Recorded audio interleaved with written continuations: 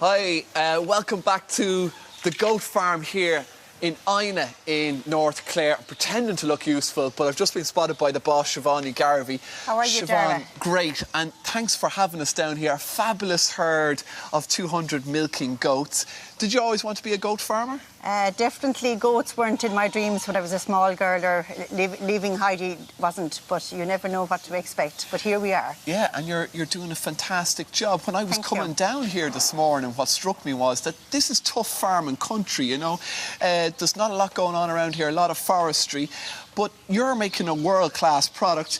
And if we look at the screens here, we can see that, you know, you put a lot of pride, a lot of time into this. Very much so, because for me it's all about the farm and the land here where my grandfather first came. And so I was trying to do something that was, as you said, the land is very peaty, but still I had to use the uniqueness of the land to come up with something, create something different. And does that peatiness give a distinctive flavour to the cheese? It definitely does, because what the goats eat comes through in the milk and thus comes through in the cheese. So we have the natural peaty, hinty flavours, the hint of salt, because we're just 7 miles from the Atlantic coast.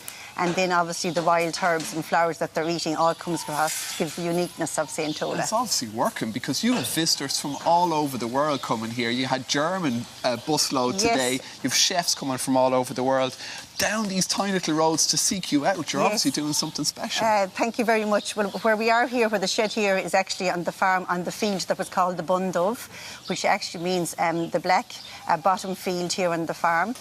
So it's good to have something that is actually earning a living for myself, my family, and for my employees who are here, by offering something unique that is very much associated to here in North Clare, in Ina. And this isn't a factory operation. This is very much an artisan product. But it may surprise some people. You decided to quit the organic status of the herd here. Why'd you do that? Well, it was just reality, really, that came into play, Dara, a few years ago. We've been in organics for over 8 years. But unfortunately, the climate that we had for a few summers before I had to make the decision, we had a very big problem with rushes. It was during the economic downturn, and I wasn't able to increase my prices to the market, whereas my costs were doubling and tripling. And was with a lot of consideration that I thought that if I was to keep my employees here and keep people living in rural Ireland, in North Clare, which is quite difficult, that I would no longer be able to say registered organic, but I would still be able to farm sustainably and produce a fantastic product. You. And you deserve a lot of congratulations. That's how the cheese is made. Come back to us later on. We're going to meet some of the goats themselves and talk a little bit more about cheese making. Claire this evening.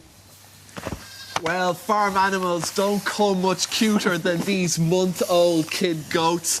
And Petru is the farm manager here of the goats. Petru, do you have a particular favourite? Yes, I have one big brown goat. I give her name. She's Florica. So she's the best milking goat in the herd. OK, and so how much milk does she actually produce? 4.5 liters per day. 4.5. And what would the average be? That's the average. Oh, the average would be 4.5. Yes, OK, and how much does Florica produce then? She's producing like 10 months milk.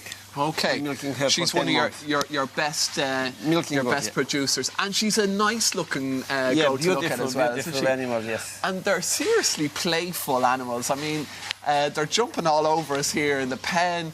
You can see there in the video clip that they're playing around, they're climbing over each other. I mean, do you ever get tired of them? Do you ever get sick of having to deal with goats? Not really, because I really like them, to work with them.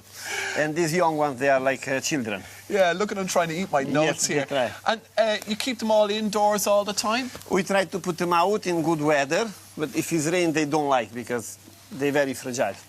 OK. To stay out all the time in the rain. And why don't we have more goats in the country, in Ireland? I don't know. I don't know. Just not as a cultural thing, a cultural difference? Maybe, yeah. OK. Very good. Well, that's all we have time from St. Tola's fantastic goat farm here in County Clare. Back to studio.